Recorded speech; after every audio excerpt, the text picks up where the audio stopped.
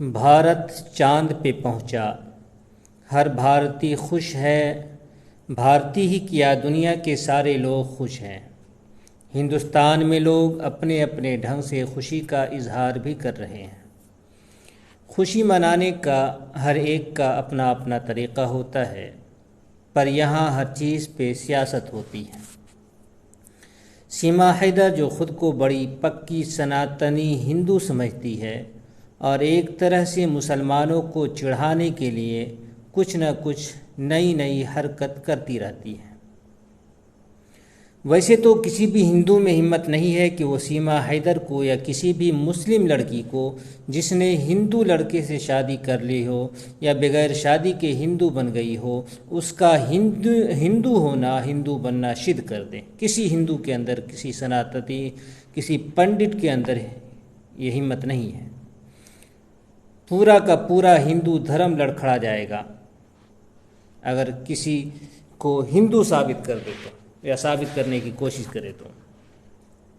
वजह यह है कि हिंदू धर्म के सभी शास्त्रों के अनुसार किसी भी इंसान का हिंदुओं की निचली जाति में या उछली जाति में या हिंदुओं से बाहर किसी और धर्म में पैदा होना उसके पिछले पाप की वजह से होता है।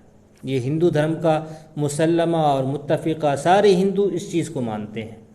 हिंदू धर्म की जो हम कह सकते हैं कि बुनियादी अक़ाइद, बुनियादी अक़ीदा जो है वो यही है। और इस पे मेरी वीडियो भी मौजूद है, हम इस पे वीडियो बना चुके हैं।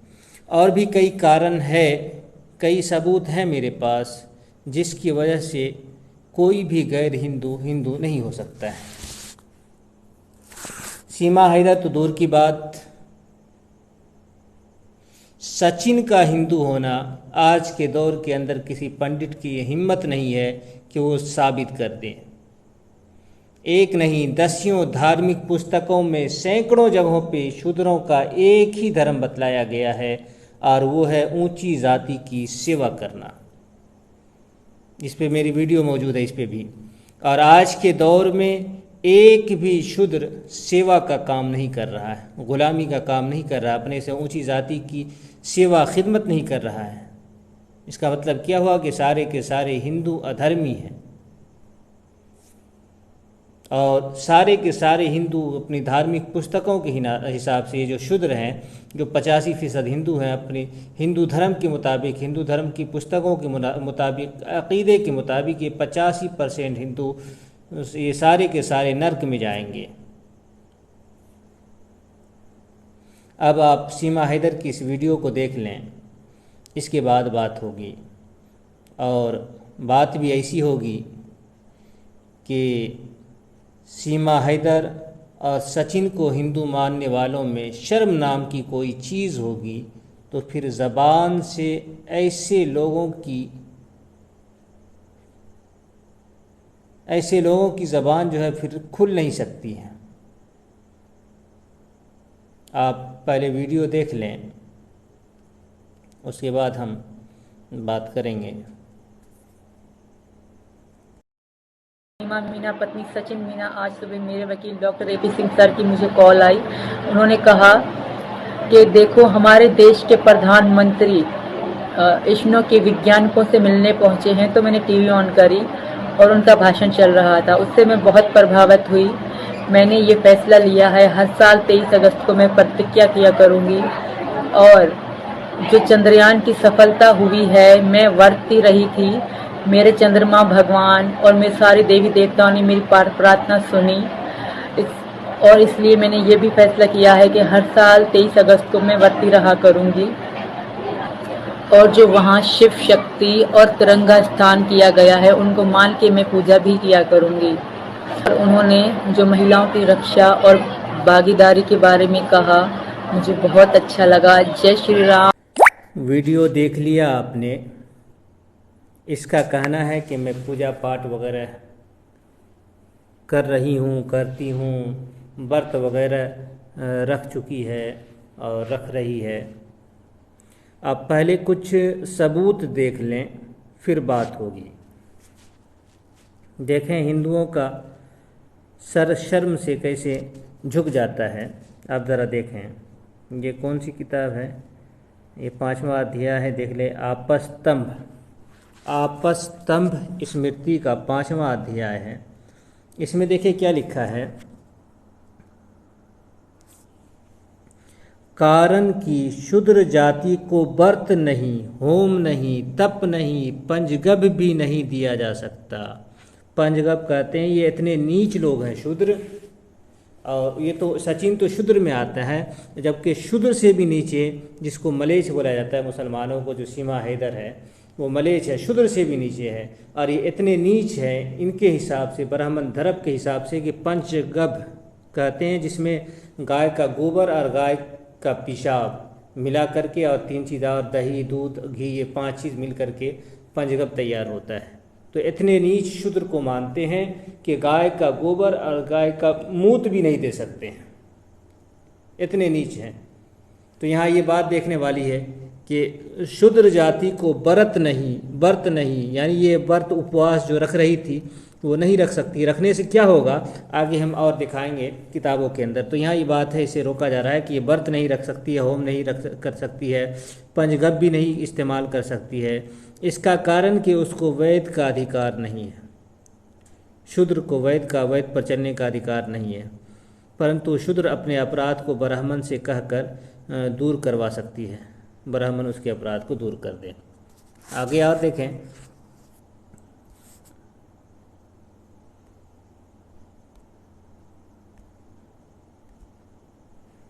438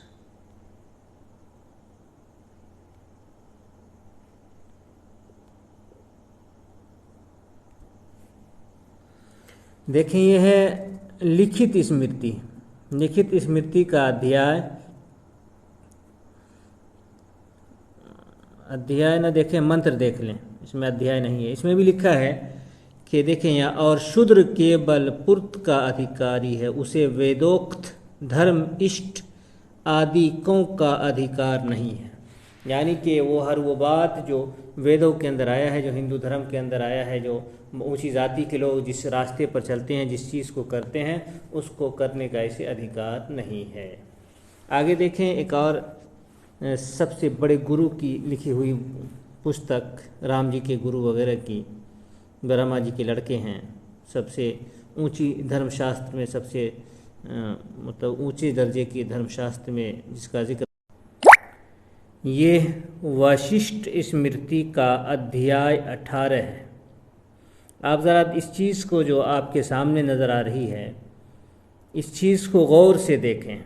और किसी हिंदू के अंदर, सनातनी के अंदर शर्म है, हया है, तो ये वो इस चीज़ को पढ़ कर के बताएं। यहाँ क्या लिखा है कि जो मनुष्य, जो इंसान शूद्र को धर्म और व्रत का उपदेश करता है, धर्म और व्रत के बारे में बताता है, करने के लिए कहता है, वो पुरुष शूद्र के साथ घोर नरक में जाता है। ये हाल है। अब बताए सीमा हैदर की बात को उछालने वाले सनातनी। खैर, इस पर हम बाद में एक और सबूत दिखा करके उसके बाद हम बात करेंगे। वो दूसरी किताब के अंदर है, मनुस्मृति के अंदर, उसको हम तलाश करके फिर ला रहे हैं, फिर उसके बाद बात होगी। ये मनुस्मृति का अध्याय 4 और मंत्र 80-81 है। इसमें लिखा है कि और इसे धर्म का और व्रत का भी उपदेश न करना चाहिए। ये शूद्र के बारे में है। मंत्र 81 में है, जो कोई शूद्र से धर्म कहता है और उसे व्रत का उपदेश करता है, वो उसी के साथ, शूद्र के साथ असमविर्थ नाम नरक में गिरता है। तो इन तमाम सबूतों को मद्देनज़र रखते हुए क्या नतीजा निकाला जा सकता है? यही ना कि हिंदू धर्म के अनुसार जो कोई शूद्र को धर्म की बात बताता है या व्रत के बारे में बताता है, या शूद्र कोई धार्मिक काम करता है या व्रत रखता है, तो उसको नरक की प्राप्ति होती है। अब वो लोग क्या कहेंगे जो सीमा हैदर के व्रत पे खुशी मना रहे हैं, जबकि ये तो शूद्र से भी अधिक नीच है। शूद्र तो फिर भी ना होते हुए भी हिंदू धर्म का नाम के लिए ही सही एक हिस्सा तो है। इसलिए हर वो शख्स जो हिंदू धर्म को मानता है, तो इन सबूतों की वजह से वो लोग भी भयंकर नरक में जाएंगे। मुझे पता है कि किसी सनातनी के पास कुछ जवाब ना होगा सिवाय गाली बकने के, लेकिन मैं तो अपनी तरफ से कुछ नहीं कहा, जो कहा वो दिखा दिया। अब गाली देना है तो जहाँ ये बात लिखी हुई है जिस शास्त्र में, और भी बहुत सारी शास्त्रों के अंदर, बहुत सारी किताबों के अंदर बात लिखी हुई है, तो जहाँ गाली देना है वहाँ दो, वरना जो लिखा है उसको मान लो अगर हिम्मत है तो।